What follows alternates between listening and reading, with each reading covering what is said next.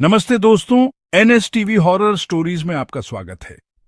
आज की हमारी कहानी है भूतनी का खूनी बदला। यह कहानी मैंने अपने गांव के ही एक बुजुर्ग जो कोलकाता में काम करते थे उनसे सुनी थी। एक बार की बात है कि कुछ अंग्रेज शिकारी भारत के किसी जंगल में शिकार पर गए। उस जंगल के बाहर एक डाक बंगला था, पर उसमें पहले से ही कोई बड़ा अंग्रेज अधिकारी ठहरा हुआ था। अस्तु इन अंग्रेज शिकारियों को जंगल के बीच बने एक पुराने डाक बंगले में रुकना पड़ा। इस डाक बंगले का रखवाला अपने परिवार के साथ रहता था और डाक बंगले में रुकने वाले लोगों की सेवा करता था। इस रखवाले के परिवार में उसकी बीबी तथा लगभग 15 साल की उसकी एकमात्र लड़की थी। एक शाम जब अंग्रेज शिकारी शिकार करके वापस डाक बंगले पर आए तो नहा धोकर पीने बैठ गए। पीने के बाद उन्हें इतनी चढ़ गई कि वे लोग पूरी तरह से बहक गए और उस रखवाले को गोली मारने के बाद उसकी बीबी तथा बच्ची को नोच डाले। इन पापियों को नशे में कुछ भी पता नहीं चला और नोचने के बाद उन दोनों को भी गोलियों से भून डाले और तीनों की लाश को डाक बंगले के पीछे दफना दिए। यह बात आई गई रह गई। अंग्रेजों ने फिर कुछ दिन के बाद वहां कैलाश नामक एक नया सेवक रख दिया। किसी को कुछ भी पता नहीं चला कि इस पुराने डाक बंगले का पुराना सेवक और उसका परिवार कहां चला गया। एक बार की बात है कि नया सेवक कैलाश रात को गेट बंद करके सोया हुआ था। तभी अचानक उसकी नींद खुल गई क्योंकि उसे लगा कि दरवाजे पर कोई रो रहा है। उसने एक हाथ में लाठी उठाया और दूसरे में चिराग और दरवाजे पर आकर हांक लगाया। कौन है? इतनी रात गए कौन दरवाजे पर रो रहा है? उसने देखा कि एक किशोरी दरवाजे पर बैठी रो रही है।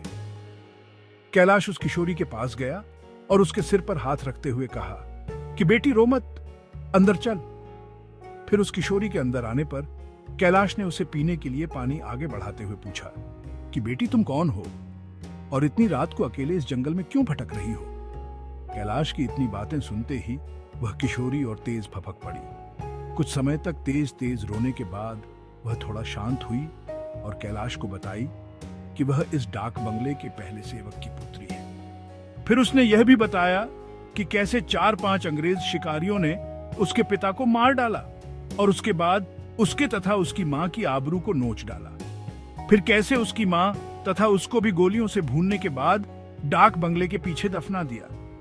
उस किशोरी की इतनी बातें सुनते ही कैलाश पूरी तरह सहम गया, पर निडरता दिखाते हुए पूछा कि ऐसे कैसे हो सकता है? अगर तू मर गई है तो मेरे सामने कैसे बैठी है? कैलाश की यह बात सुनते ही वह लड़की अचानक गायब हो गई और कैलाश कुछ समझ पाए इससे पहले ही वह उस कमरे की दीवार पर उलटी टहलती नजर आई। कैलाश यह नजारा देखकर पूरी तरह से सहम गया। फिर अचानक वह लड़की आकर कैलाश के सामने बैठते हुए बोली कि काका, आप डरिए मत, मैं आपका कुछ भी बुरा नहीं करूंगी। धीरे धीरे कैलाश का डर जाता रहा और उसने अपने मस्तक पर आई पसीने की बूंदों को गमछे से पोंछ लिया। फिर उसी रात को उस लड़की ने वह जगह दिखाई जहां उन तीनों को दफनाया गया था। कैलाश ने कुदाल से खोदकर उन तीनों के अस्थिपंजर को निकाला। फिर कैलाश ने उस किशोरी से वादा किया कि वह उन अंग्रेज शिकारियों के खिलाफ कोर्ट जाएगा और किशोरी को इंसाफ दिलवाकर रहेगा। कैलाश की बातें सुनकर वह किशोरी रोते हुए बोली कि काका, आपको कुछ नहीं करना है, बदला तो मैं लूंगी, बस आप मेरी थोड़ी सी मदद कर दें। फिर क्या, उस किशोरी के बताए अनुसार कैलाश ने बीमारी का बहाना बनाकर उस डाक बंगले की नौकरी छोड़ दी तथा उस किशोरी को किए वादे के अनुसार उस किशोरी के माता पिता की अस्थियों को जला दिया तथा उन दोनों के नाम पर पूजा पाठ भी करवाया। उन दोनों की मुक्ति हो गई, पर लड़की के कहे अनुसार कैलाश ने न लड़की के अस्थिपंजर को जलाया और न ही उसके क्रियाकर्म के लिए कोई अनुष्ठान पूजा पाठ ही किया, क्योंकि किशोरी ने कहा था कि अगर उसके लिए भी पूजा पाठ हो गई तो वह इस भूत ही योनि से मुक्त हो जाएगी और फिर उन दरिंदों से बदला नहीं ले पाएगी। समय बीतता गया और अब उस डाक बंगले में कोई नया सेवक आने को भी तैयार नहीं होता, क्योंकि कैलाश वहीं आसपास मंडराता रहता और नए आने वाले सेवक को भूत ही कहानी सुनाकर भगा देता। कभी कभी वह किशोरी भी अपनी भूत ही कारनामे से आने वाले नए सेवक को 9-2-11 कर देती। पर उस बंगले पर शिकारियों का आना कम नहीं हुआ।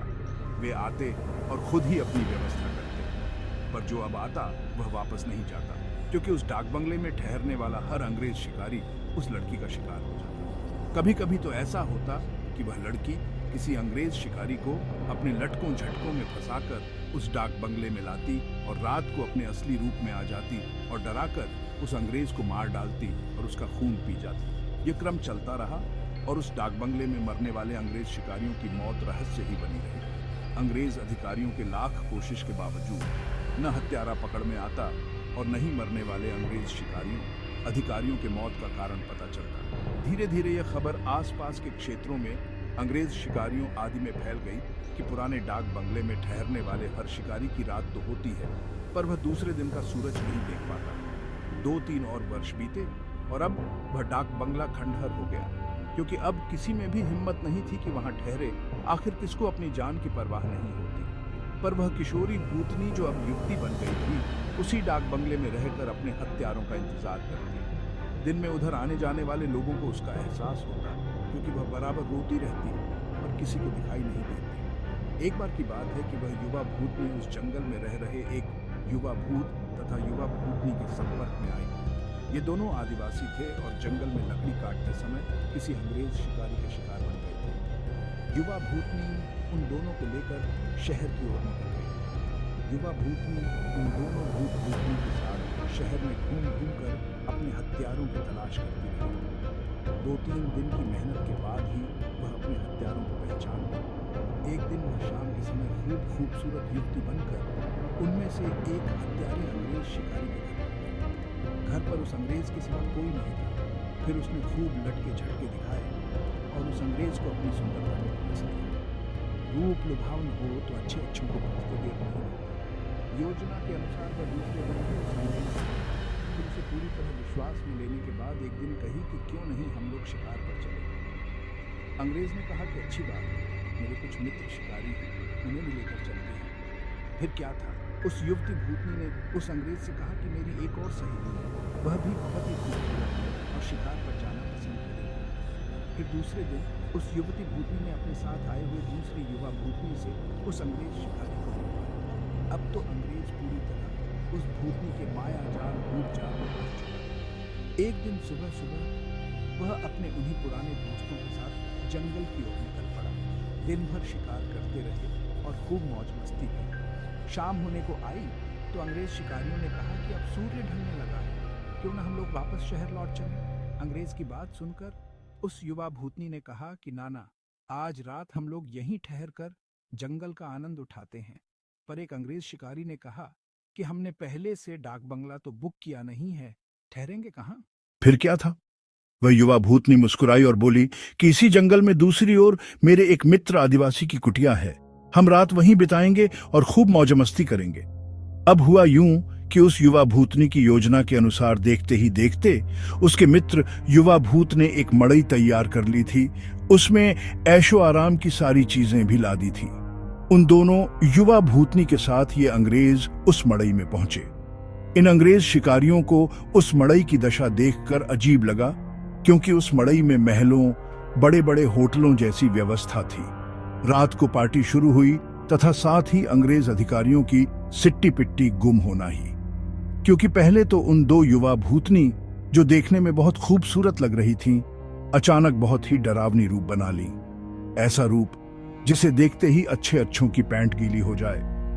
फिर क्या था, उन भूतनियों ने ग्लास में खून भरकर लाकर उन अंग्रेजों को पिलाना शुरू कर दिया। किसी अंग्रेज की हिम्मत ही न थी कि वह ना करे, क्योंकि सबके सब पूरी तरह से डरे हुए थे और कांप रहे थे। अचानक आदिवासी युवा भी विकराल रूप में आ गया और अचानक उछलकर पास के एक मोटे पेड़ की मोटी शाखा को उछलकर इतना जोर से खींचा कि चर्र की आवाज के साथ वह मोटी शाखा टूट गई। उसके बाद वह विकराल भूत उन अंग्रेज शिकारियों में से एक को पकड़कर पैर के नीचे दबाकर देखते ही देखते चीर दिया और उसके खून को पीने लगा। उसका खून पीता देख दोनों भूतनियों ने भी लंबी लंबी विकराल चीभ निकालते हुए खून पीने में उसका साथ देने लगी और साथ ही अपने बड़े बड़े नाखूनों से उसका शरीर जगह जगह से चीरने लगी। उस युवा भूतनी ने तो भयानक आवाज निकालते हुए दौड़कर एक दूसरे अंग्रेज शिकारी के पास पहुंची और उसकी आंखों में अपने विकराल भयावह भाले जैसे नखों को डालकर उसकी दोनों आंखों को निकालकर खा गई। इसके बाद उन तीनों भूतनी भूत ने एक एक कर सभी अंग्रेज शिकारियों को मार डाला।